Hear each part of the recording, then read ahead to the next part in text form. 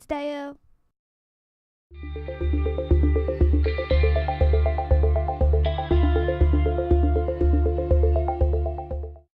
Hi y'all, and welcome to my video, which will go over the Wind Waker style, and even more specifically, drawing eyes.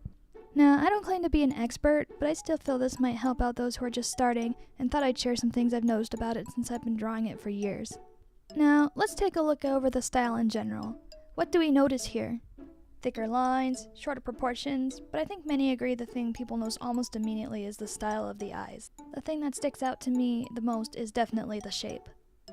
But you can't just draw a simple cat eye shape and have it automatically resemble the style, right? There's more to it than that.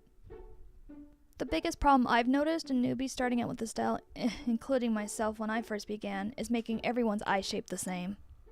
Look at this example here of one of my first Wind Waker style pieces with my two favorite characters, Link and Tetra.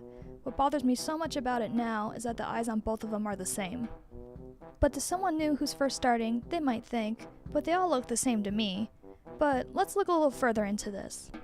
Let's do what I did in my first drawing and draw a general cat eye shape for both of them again. They don't look quite right here. This is because the style requires more than just a cat-eyed shape itself. Drawing like this is a problem if you want to differentiate the characters and avoid same face syndrome. Whether you're drawing canon fan art or creating your own Wind Waker OC, definitely pay attention to eye styles. Let's start with a look at the official art of Link here. Look at the shape of the upper lid of his eyes. He has a wide, curvy arch, kind of like in the shape of a rainbow. Now, compare his face to Tetra's. You can tell each other apart, right? If we look at Tetra's upper eyelid shape, hers does not curve like Link's does. Hers starts to curve, but then flattens a bit more before slightly curving downwards. Let's mess around for a minute, shall we? Here's a drawing of the two characters and how they should look. Now, let's swap their hair. They don't look how they should, right?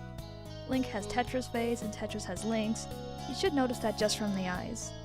Now let's try another one. What if we drew Link eyes shape for both of them? Tetra looks off now, right? There are of course more things to a face, but I've been focusing on the eyes thus far because I feel it is what defines a character and makes or breaks their face overall. Thank you all for watching!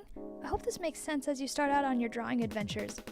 Please read the description below to find out where else I am online, what tools I use, and what music I played. Have a good one, guys! See you next time! Bye!